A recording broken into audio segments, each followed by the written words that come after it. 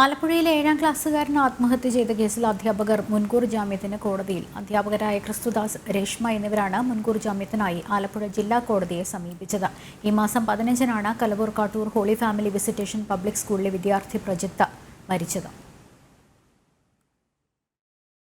7ാം ക്ലാസ്സുകാരന്റെ മരണത്തിൽ ആരോപണ വിധേയരായ ഫിസിക്കൽ ട്രെയിനിംഗ് അധ്യാപകൻ ക്രിസ്തുദാസ്, വൈസ് പ്രിൻസിപ്പൽ രേഷ്മ എന്നിവരാണ് കേസിൽ മുൻകൂർ ജാമ്യത്തിനായി കോടതിയെ സമീപിച്ചത്. ഇവർക്കെതിരെ ജാമ്യമില്ലാ വകുപ്പുകൾ പ്രകാരം മണ്ണഞ്ചേരി പോലീസ് കേസെടുത്തിരുന്നു. കുട്ടിയെ ചൂരലിന് തുടർച്ചയായി തല്ലിയതും മാനസികമായി പീഡിപ്പിച്ചതുമാണ് കുറ്റം. അധ്യാപകരെ അറസ്റ്റ് ചെയ്യുന്നതിനായി ഇവരുടെ വീടുകളിലും ബന്ധുക്കളുടെ വീടുകളിലും പരിശോധന നടത്തിയെങ്കിലും കണ്ടെത്താനായില്ലെന്ന് മണ്ണഞ്ചേരി പോലീസ് പറയുന്നു. ഇതിനിടെയാണ് മുൻകൂർ ജാമ്യം തേടി ക്രിസ്തുദാസും രേഷ്മയും കോടതിയെ സമീപിച്ചത്.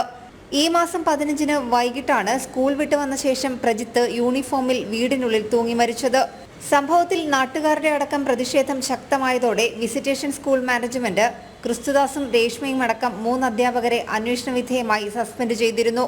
കൂട്ടുകാരന് തലകറക്കമുണ്ടായപ്പോൾ ഒപ്പം പോയതിനാൽ ക്ലാസ്സിൽ താമസിച്ചെത്തിയതിന് പ്രജിത്തിനെ അധ്യാപകർ മാനസികമായും ശാരീരികമായും പീഡിപ്പിച്ചെന്നാണ് മാതാപിതാക്കളുടെ പരാതി. ഇത് ശരിവെക്കുന്ന മൊഴി പ്രജിത്തിന്റെ സഹപാഠികളിൽ നിന്ന് പോലീസിന് ലഭിച്ചിരുന്നു. ജനം, ആലപ്പുഴ.